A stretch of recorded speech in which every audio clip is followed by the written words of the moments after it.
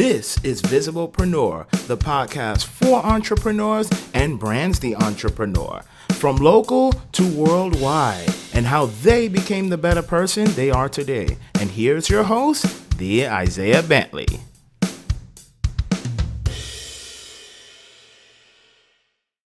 All right, guys, welcome to another one of Visiblepreneur. We're back with another fantastic episode for sure. So this lady I've got today, her name is Lisa Craig. She is a massage therapist, and she's got quite a journey on how she got to where she is today.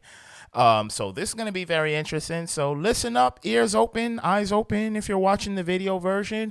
However, before we get into today's episode, first we have to give a very special thank you and a shout out to our sponsor, Rich Johns. He's your indoor solution. He's your solution to indoor pollution.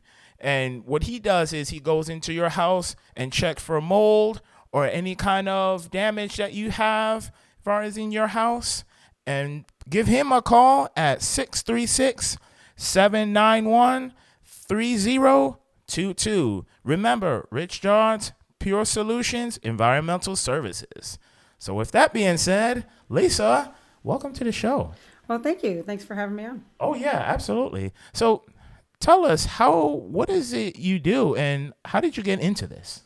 Well, I'm a massage therapist. I have 2 licenses. I'm an athletic trainer as well. So I got my athletic trainer's license and my massage license. So that journey started back in the 90s. Graduated from college with a health and exercise science degree from Truman State in 94. And then I got a job with a physical therapy company and was working towards my athletic trainer certification and licensure, and decided massage therapy would fit right in with that. So at the time I took a course, a massage course, and got certified in massage, and started doing that with my athletic training and physical therapy stuff I was working with. And that's kind of how all that started. So Missouri started requiring a license in 2001. And that's when I became licensed in massage therapy. And then back in 98, I was licensed and certified in athletic training. So that's what I did for several years, and until life happens, life changes, you have kids come along, and needed a different job so I can be home during the day or during the night and put my kids to bed. So I just kind of happened into education and working with special needs kids, and ended up with a master's degree, getting my master's degree in education. And that's kind of what I'm doing right now, but I'm trying to make that jump back into the health and wellness field, because that's my passion. That's where I really belong. So not that I dislike teaching, because I love it. It's a passion of mine too, but I can help so many more people with their issues with the health, being in the health and wellness field. Yeah, no, that's awesome. So it definitely took you a little bit of a journey to, get to where you are today, and as well as doing the teaching. So do you see yourself not just being a teacher as well, because I know you want to get back into the health and wellness, but do you see yourself being like a coach in the health and wellness as well too? Maybe somewhere down the road. Right now, I'm just trying to get the massage business off the ground, which I've got it off the ground. I'm not just treading water. I'm swimming with the big sharks, So with that being said, I'm also, being in the health and wellness field, you also become a teacher too. So when I worked with my athletes in the training room, you teach them how to take care of their bodies, how to take care of their injuries to get back on the field faster. So I'm still going to be teaching people how to live a little healthier, how to get along in life with exercise and massage and nutrition, all that kind of stuff. So it's important. Your body, mind and body connection is important. So making sure you're feeding your body right and treating your body right and taking time for you, it's important. So. Oh, yeah, for sure. One of your famous taglines is, give it to us. I'm Lisa Craig, your favorite massage therapist. Balance the body, balance the mind. Yep, that's it. I truly love that. And what's some of the ways, and not just like through exercise and as well as healthy eating that you're able to coach people to do? Basically, just to be mindful of their body. And a lot of people, a lot of people feel that massage is just a luxury. Not so much anymore. So the medical field has become more popular in the medical field. Um, Lots of doctors are referring people out for massages, physical therapists, athletic trainers. If they don't do it themselves, they refer out. Mental health professionals use it in conjunction with their therapies. So Oh, didn't know massage that. massage comes in as a adjunct therapy to any medical therapies you have going on, nutritional therapies, and mental health therapies. So it's a great addition to that regimen. So Oh yeah, wow. I actually did not know that a lot of hospitals contract that out. I always thought that it was within. well, But the hospitals, I'm not sure what they do in the hospitals exactly because I haven't done that, but okay. I think they do contract, some of them do contract that out. But like I said, I'm not sure about that. But doctors would refer patients. They're like, yeah, we can use somebody to send somebody to. So my fellow athletic trainers and physical therapists as well, they're like, oh, drop some cards by. So Yeah, yeah, absolutely. And one of the things I remember you mentioned, like when you went for your bicycle run, it was with you and KJ, which I have to get him on here too. Is that you had gotten massage therapy like right out, or I should say you got a massage right after. So tell us about that.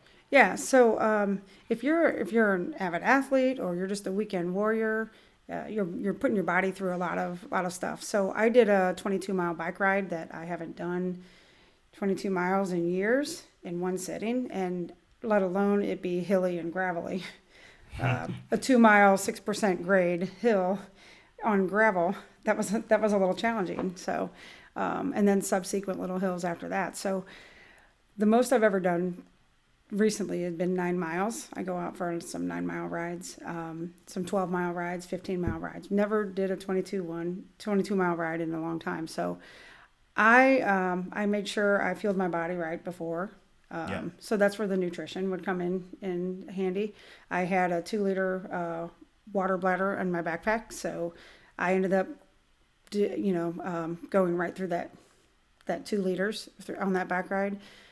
Stopped and had like a little Arbonne. I had the Arbonne lemon bar in my backpack. I had that halfway through, and then also KJ and I would took turns stretching each other out, and then we did our own stretches. But I needed to help KJ with some stretches for his quads. So stretching out in your middle of your bike ride too, or your activity, kind of keeps your body loose and keeps it from tightening up. And then when I was done, I refueled. I have muscle recovery stuff that I take to some protein to help recover the muscle faster. I also did a Epsom salt bath that night, and then when I was going to sleep, I kind of felt the stiffness and the soreness setting in. I knew that was going to happen, so on the way home from my ride, I called my massage therapist, and because I have those too, I got to take care of my body. Yeah. So I don't just preach it. I got to follow through with it, right?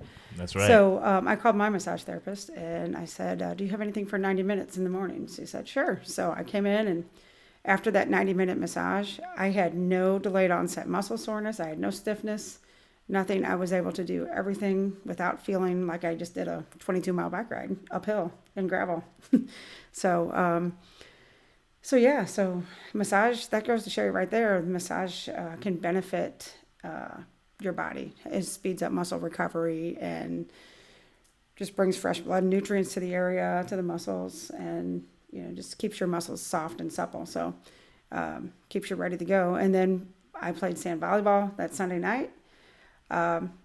Little bit sore with that because using some different muscles, but it didn't take long for me to recover because I had the massage, I had all that stuff going on, and my body was ready, easier to recover. So that's where that comes along. Wow, yeah, that's interesting, and I did not know that either. That if you do your stretches mid run and get a massage done, you can actually recover from the soreness a lot faster. That was something I never knew. Well, that's why they incorporate, supposed to do a cool down at the end of the workout. Uh, most people skip that, and I'm guilty of that sometimes, because after the workout, I'm ready to go home. Yeah. Because I've been at work or whatever, then I go work out. My workout's done, I'm ready to go, I'm ready to split. Oh, I'll do that later. I don't do it. And that's when the muscle soreness kind of comes in. Stretching in the cool down period is really essential of what you need. So Yeah. you need to do that. Yeah, that's interesting. So I got to keep that in mind for my next bike run. Because I know the first time I did it, I was definitely sore for like 2 days. And yeah, I thought it just had to wear off, which it does eventually. It does eventually, but there's things you can do to help it along. Yeah, that's good to know.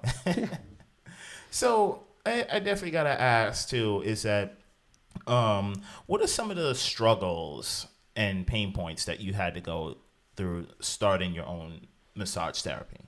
Well, at first, it really hadn't crossed my mind in a long time. I've been wanting to do it for a while, and pandemic hit, and then there was questioning as a teacher, at first what was going to happen to our jobs.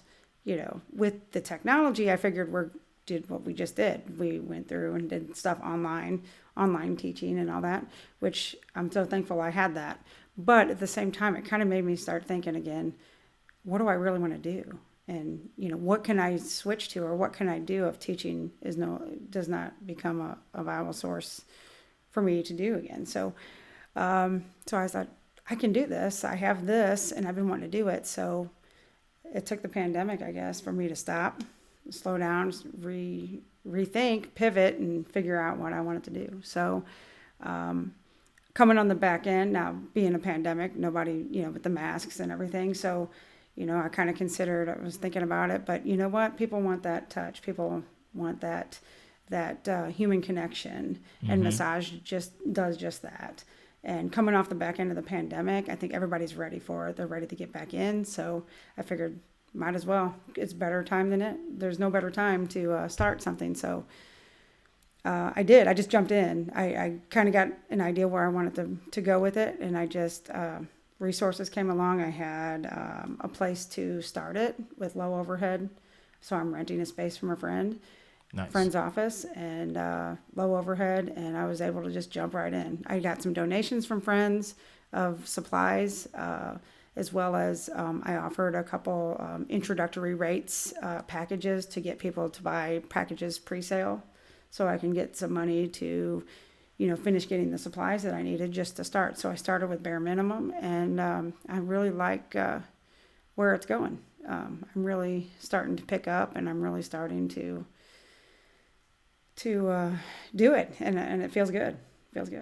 Yeah, you are an entrepreneur for sure. Because, like you say, during those times, I think it's probably over. But anyway, so yeah, during those times, it's like you had to shift your mindset, shift of what you were gonna do, and next thing you know, here you are. Mm-hmm. So which is really awesome. So what has it been like far as family support? Like how have they seen you now that you are where you want to be and you're still progressing and growing? Oh, they're really supportive of it. When I started talking about it, there was of course my dad. He's going to be like, so just remember, now you're going to have to pay for this. Now you're going to have to do this, and you might have to. Yeah, Dad, I know. I know. That's a dad being a dad, looking out for you. But I'm like, yeah, I know. I've thought about all that. I've kind of been around people with their own businesses. So, but my mom was always on board. My family was always on board. They just kind of let me do my thing. They didn't try to stop me or tell me I shouldn't do it. So, not that would have stopped me. I would have done it anyway. Yeah. But like I said, I just jumped right in. I tend to do that a lot. Just jump right in and just, adapt and start swimming right away. So that's what I did, and here I am. So. Yeah. No, which is fantastic because, like I said, you've come a long way. You've got your own space now that you use, and now you're able to just come in and do the massages, to whoever or whichever clients need it. So That's great. I'm glad and really happy for you. So, and your experience with networking, what's that been like? Well, that was a little outside of my comfort zone. I have to tell you that. The very first time, of course, it was number nine that I was with, the very first one, and I happened to go to the largest gathering for my very Haven't we first all? experience. And I walked in, there wasn't many people there, and then all of a sudden, by the time it started, I looked, the room was full and packed, like 30 some odd people there, and I was like, and then everybody started talking with their elevator speeches, and I was like, oh my God, I don't, I don't even have anything prepared. I bet they're going to make me talk, and they did, and I was like a little nervous, and I got up and said, hey guys, this is my first time, but you guys were all welcoming. You know, number nine was welcoming. And then I was like, okay, here I go. And I just told them my name, what I did, you know, this is what I do, this is my company. Um, and then I felt a little better. And then I was thinking, man, afterwards, you always have that second thought afterwards. Why didn't I use my tagline? Why didn't I use my hashtag, you know? So I'm like, okay, I got this. So the next time around, it becomes easier and easier each time you get in. But I was a little overwhelmed the very first time, and put me outside my comfort zone. But and sometimes I'm still outside my comfort zone. But that's the only way you're going to grow, is Oh, stepping outside. absolutely. So I'm doing it. I'm doing it. I'm doing what I need to do, and I'm perfecting it little by little. So Oh yeah, yeah. You've definitely got this because I remember when you came in and you was like, kind of had to get a feel of it. But I think what it is that one thing about that number nine group and pretty much any other group as well is that when you bring high energy into it, then it makes people like, oh, okay, this is how we're getting going. We're not judgmental. right. We're definitely not judgmental. We want to see each other grow. We really do. So bringing that energy into it, how did you feel about that? About everybody else's energy or my or Yeah, me? Yeah. everybody else's energy. How we just, hey, yeah. You know, I love energy. I feed off energy, but it was intimidating that first time. Very intimidating. But I think I jumped right in and was confident in everything that I was doing that day, and um, I was like, I got this. I got this. So much more comfortable with it. Still have my days, my moments, but much more comfortable with it now. I actually enjoy it.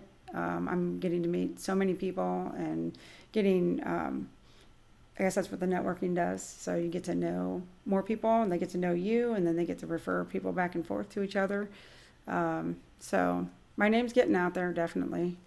So between my friends, between networking, between Google's great. People have been finding me on Google. So, Yeah. and that. So, yeah. So it's going. Yeah, no. And would you say that it's better than, a regular business professional setting? Like, if you walk into another networking group, who knows what it could be, and then everybody's just like, yeah, hi, I'm so and so, and we have this what we have going, and yeah. Would you say that that's like blah? Yes, Or would you that say, would be totally blah. I am not a blah person like that. If anybody knows me, I am pretty outgoing. Once you get to know me, and a lot of people, what a lot of people say about me, they like my energy. They read my energy, and they're like, "You have good energy. I like your energy. We need to talk more. We need to get together more." And my clients will come in and they'll say things about me at later. They're like, "That's why I like you, because you put that personal touch in there. We have conversation and you remember things, and I like to build that relationship with my clients, because the more you know your clients, it also helps in the evaluation process. So you might be talking to them about something, they might mention something that they did years ago. Maybe they did it in a job and it was repetitive and whatever, or maybe it was just something they did activity wise. Um, and then as you're working with the, feeling the tissues in the body as you're going through, and you're like, oh, well, maybe that's why you're having the problem on this side, because you did so many years, you did this on this side, and this side's overcompensating. You can kind of get to know a feel for them. Plus, you're also getting to know a little bit about them, and then you ask them how they're doing. How did that event go? How are your kids doing, or whatever. They like to have that personal touch.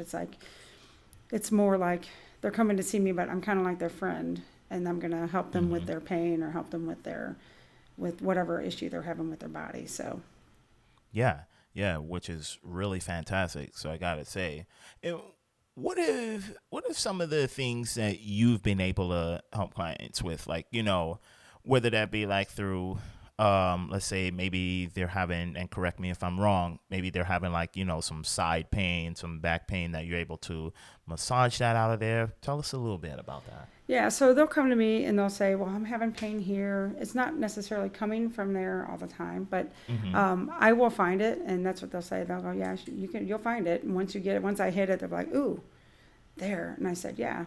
As I'll work it out, and I'll be like, I'll tell them what I find, and if they don't tell me, I'm gonna find it in their body, and they're gonna be like, "Ooh, I didn't know that was even sore." What's going on there, and I'll work it out. So they come back pain. I have people come to me for migraines, big reduction in the migraines, and they've come on a weekly basis. Yeah, and how often you come too makes a difference. Once I see you and talk to you and we have a session, and they feel the clients feel what I can how I can benefit them.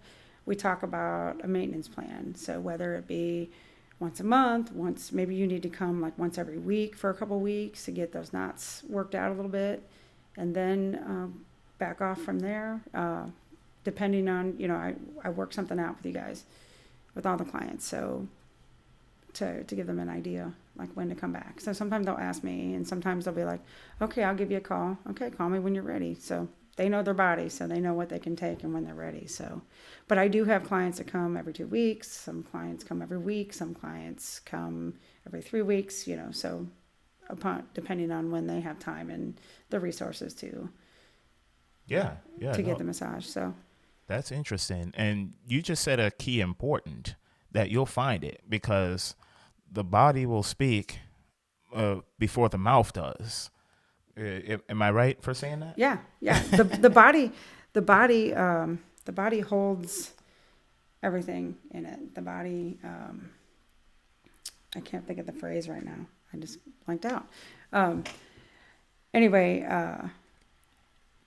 the body will hold anything that goes on in your life. Your body stores it. Your brain thinks that your body stores it. So there'll be things that you might not even know about or don't even think about, and it's stored somewhere in your body. And sometimes it's released through massage. So Yeah, no, that's awesome. And last question that I wanted to ask you as well too is that how does somebody look you up, find you, get in contact with you?